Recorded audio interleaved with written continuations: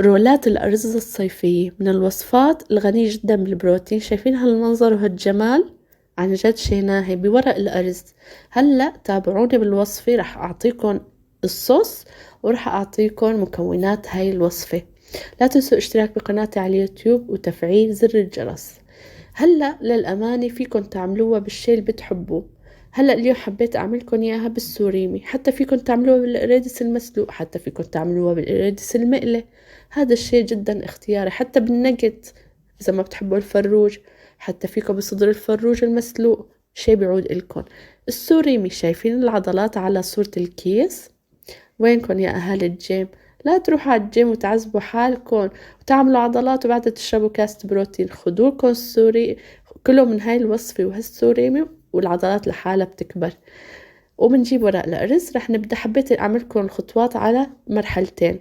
السوريمي لحاله ما بتحبوا ما تقلوه، وحبيت هون مثل ما شايفين لتيته بالبيض والطحين وقليته. نكهتين مميزات وطيبات جدا. وهون صراحة بتكونوا مجهزين الخضرة: خس، فلفل ملونة، جزر، حتى كمان بدكن يعني الخضار اللي انتو بتحبوها وبتحبوا نكهتها، خيار. بس بعده شوي عن البندورة والمواد اللي بتفقي، الخضروات اللي بتفقي مي بعده عنا، لأن بتصير بعدين صعب يلتف معكن وبتتشقشق ورق الأرز. تمام. وحتى في منهم بيحطوا الريدس مع الكيوي مع الخضار مع الأفوكادو. قلت لكم هذا الشيء جدا اختياري، انتوا اللي بتحبوه حطوا. بنجيب ورق الأرز مثل ما بالصورة، وأنا حطيت لكم بالفيديو صورة ورق الأرز موجود بكل الماركات.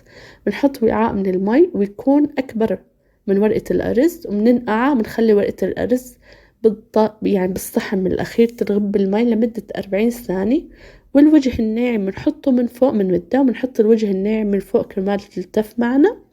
وشايفين حطيت الخضروات أولا، شوفوا بالفيديو عم بلف شوي شوي كرمال يكون الفيديو واضح قدامكم. وحطينا السوريمي وعم نلف شلون عم نلف البرك أو نقول ورق العنب، شو يعني مثل ما شايفين تماما. الألوان دمار. هلأ بتكون شوي طري إن شاء الله. هلأ بس تنشف المي رح يسهل جدا اسمه وتقطيعه وحتى أكله.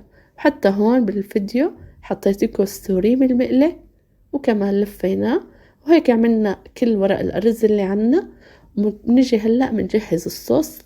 هذا الصوص الفتنامي هي الوصفة كلها فتنامي آسيوي.